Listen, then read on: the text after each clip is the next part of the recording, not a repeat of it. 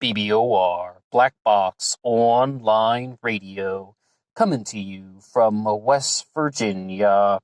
BlackBoxNed88 on Instagram for the bonus podcast. What we're going to do today is a reiteration of a previous discussion that we've had on the channel. We did one previous segment on Esteban Carpio and the murder of James Allen under the title Plastic Mask, the Murder of James Allen, which happened back in 2005. The original one is going to be in the description box here, and that's done in more of the pure podcast format. Now we're going to be doing one with some imagery included. And this is talking about the murder of James Allen, who was a police sergeant, and he was questioning an individual named Esteban Carpio, who you see in the pictures here. And Esteban Carpio would go on to become somewhat of a national sensation. I first learned about him because of an episode of Caught on Camera that aired on MSNBC. And then in 2015, I really felt that I just couldn't shake the memory of some of the imagery that you see here about this individual in the plastic mask. So I started reading up a little bit more on that, and back in the year 2020, in the early months of 2020, I should say, we did one upload talking about Esteban Carpio, and we're going to jump over to Murderpedia, and I would like to give them a big thank you for the introduction that they have composed here. Who was Esteban Carpio? Who is he? Esteban Carpio was born on July 30th of 1978. He's a convicted prison inmate serving a life sentence for the murder of a policeman in 2005. That was Sergeant James Allen, also known as Jim Allen. Carpio was born in Boston, Massachusetts on July 30th, 1978. He was convicted for the murder of a Providence police sergeant on April 17th of 2005, and this incident took place at Providence Police Headquarters, and he was sentenced to life without the possibility of parole.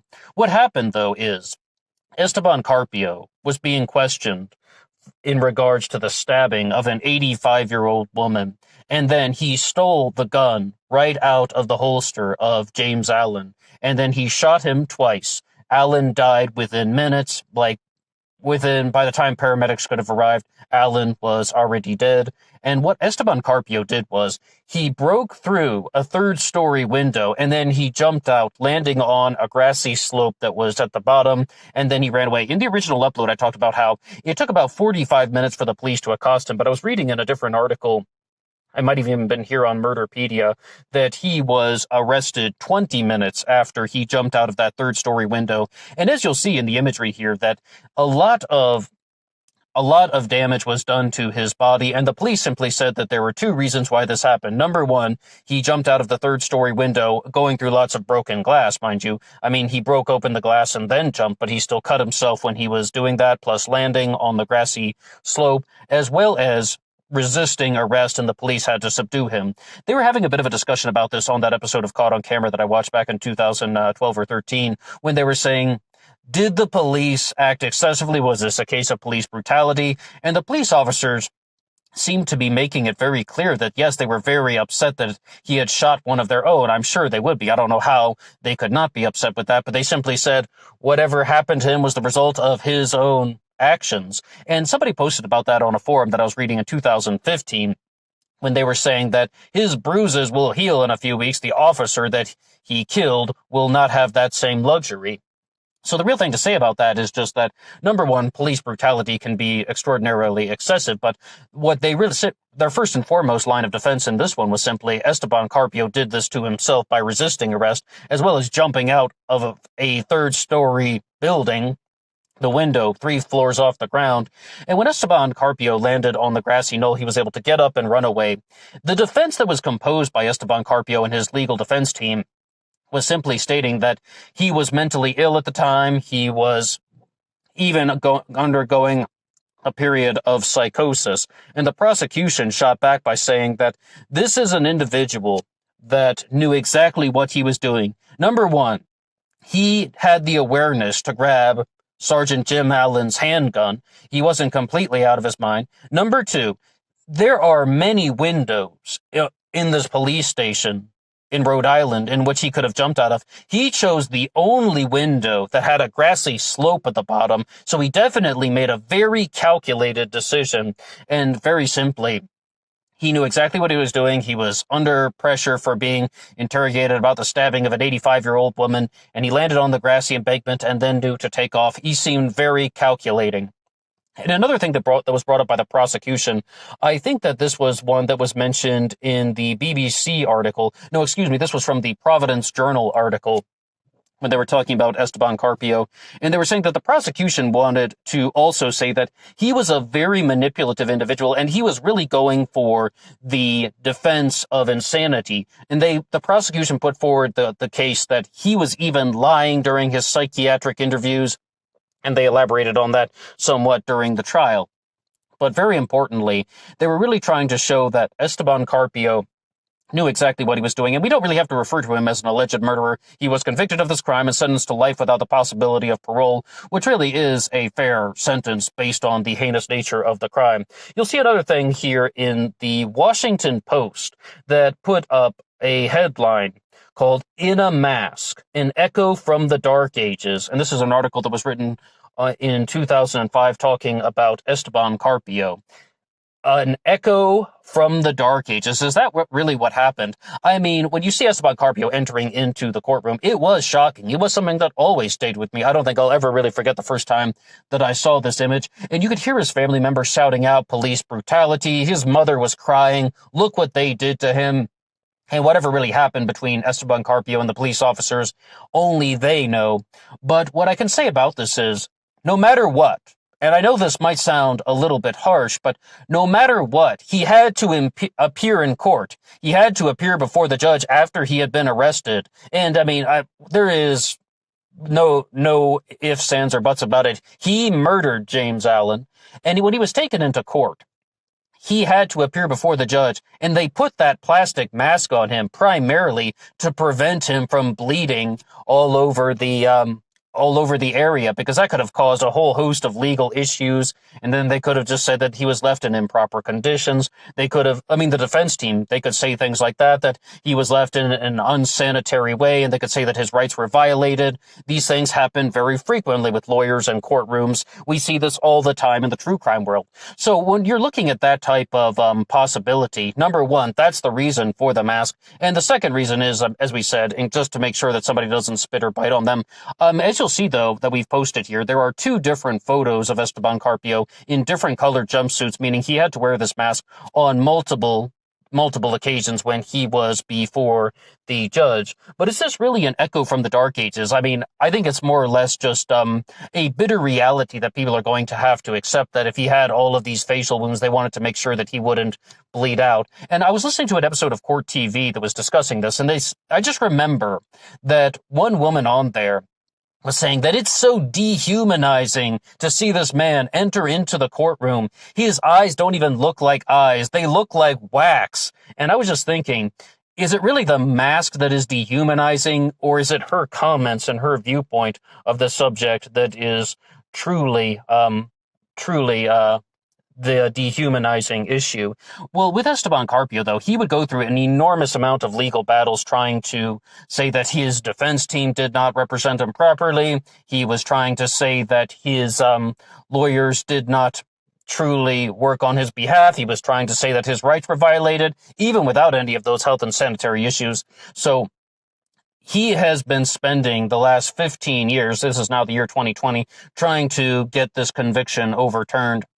And this is one of the reasons why they were really trying to just completely destroy and obliterate the defense of psychosis, because they're saying when he isn't under pressure, he can make comments about the law. It's like he really was just somebody who made a very destructive decision and is now trying to backtrack and find ways to talk his way out of it. But it doesn't appear that it is going to be very valuable. Right now, I would like to jump over to an article from the Associated Press that was published in April of 2005. A suspect accused of killing a detective with the officer's own gun appeared in court wearing a white mask covering the lower half of his face, and his eyes were bruised and swollen shut. Police say that Esteban Carpio killed James Allen while being questioned at police headquarters on Sunday, once again back in 2005, and was injured in a failed escape attempt. But Carpio's family shrieked when he shuffled into a courtroom Monday for his arraignment with his hands and legs shackled. "Oh my God, look what they did to him," somebody yelled out. Carpio's mother and another woman were wrestled out of the courtroom as they screamed about police brutality. Authorities said that Carpio jumped out of a third-floor window, injured his leg, head, and arm, and was captured after a struggle a few blocks away around 20 minutes later. There was no indication that the police used excessive force to subdue him, Police Chief Dean Esserman said. "If Carpio's relatives have allegations and concerns, we will not be deaf to that," Esserman said. Carpio, aged 26 at the time, nodded his head in response to the questioning during his arraignment, but did not speak, except to say, "I love you, Mom," as he was led out of the courtroom. He was ordered and to be held without bail on a murder charge in the death of James Allen. The case will now go to a grand jury, once again back in 2005. Esteban Carpio was wearing the mask called a spit shield as a precaution.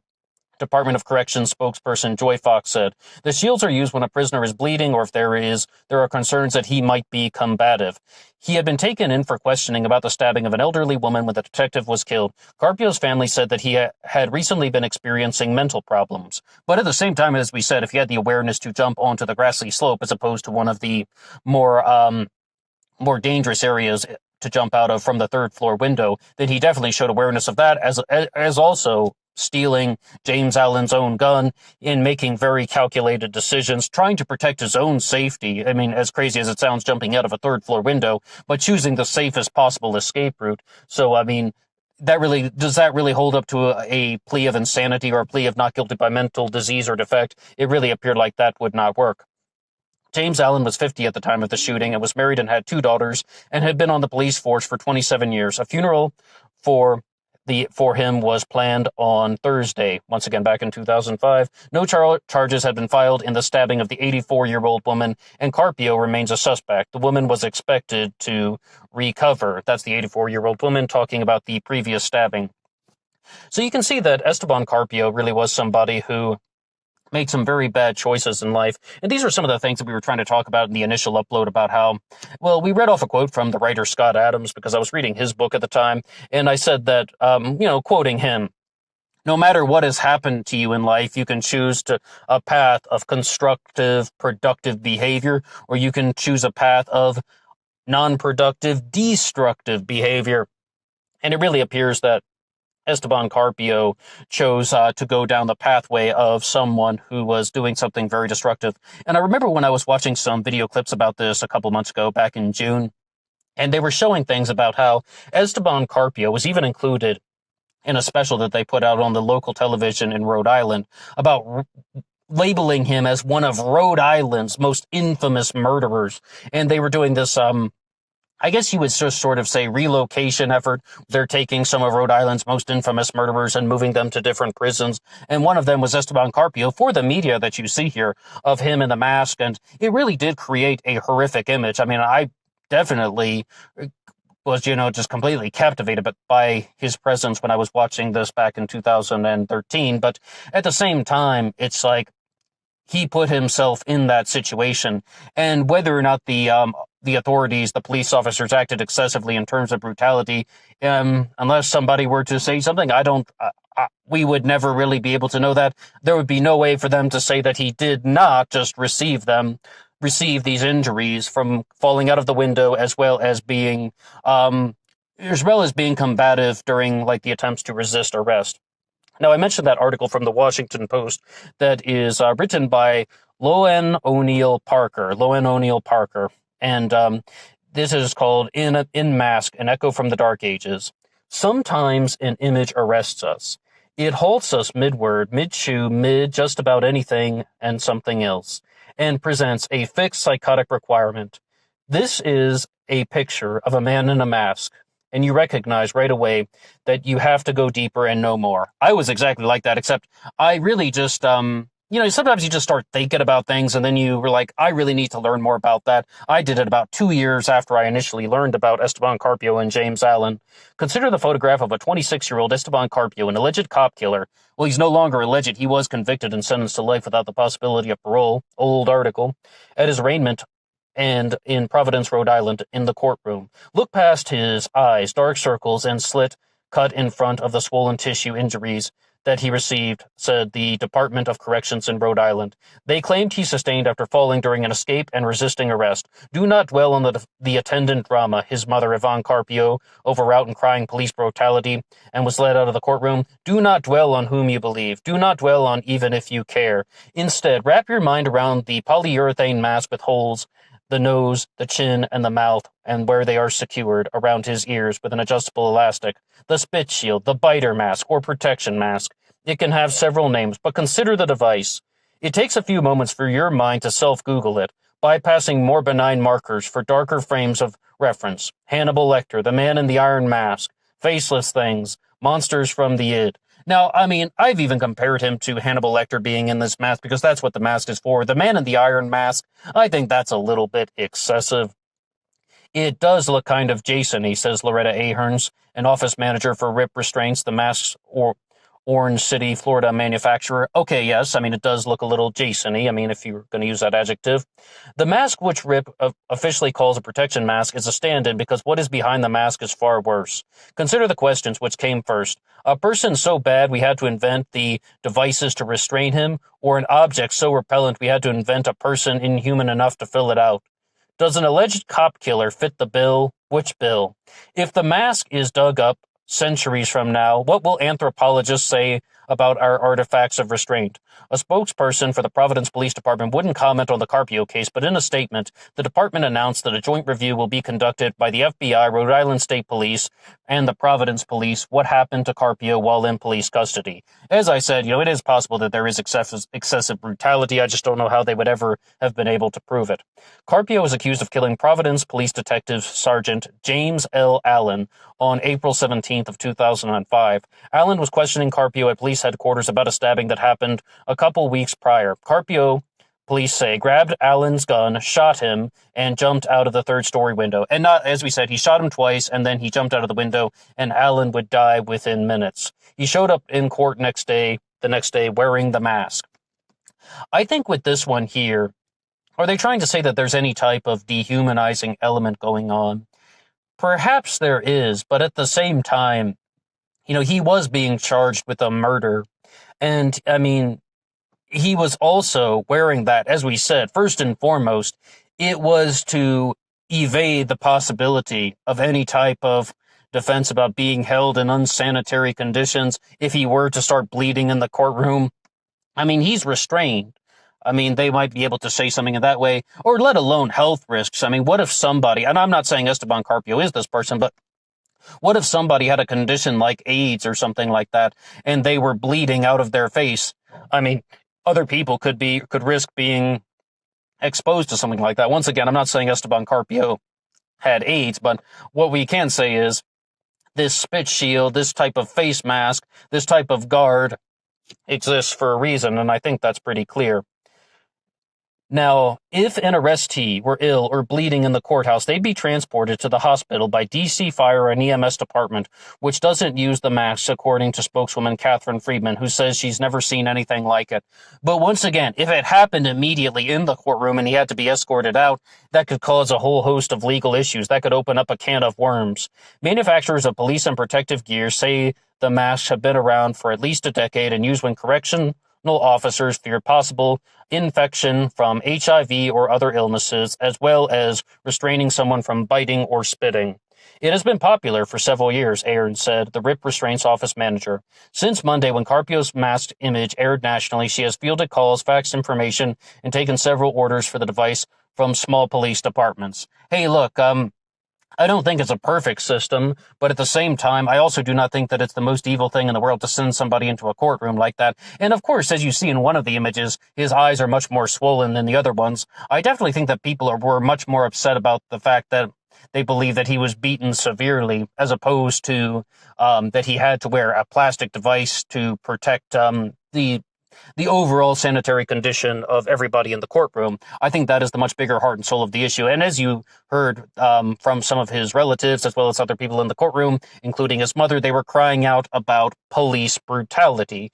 That's what their heart and soul of their complaint was about. And I think that it's like the police do have procedures that they have to follow, and it is even unfair for them to say that they would use excessive force on somebody purely for the sake of revenge because someone had not quite been convicted yet, so innocent until proven guilty, even though they genuinely believe that he murdered James Allen. I mean, and he was convicted of this. I mean, but at the time, he was still under the rights of innocent until proven guilty. So excessive force should not have been used. But as the police claimed, he got these injuries from resisting arrest. They used the force to subdue him, let alone he jumped out of a third-story window, breaking the glass and then jumping, which could have caused a whole host of injuries in itself. And the masks are commonly used when transporting individuals who may spit or pass or some type of act in that way that makes transporting them very difficult. And people believe that they may continue with this type of violent behavior. The mask is not making a statement. It is not a symbol, and it is not a judgment, says an individual named Drombowski who worked for the correctional department. It's just a way of constructing itself. It's just the way it's constructed. It has a functionality that prevents a person from spitting. It's not made to present the public anything other than that.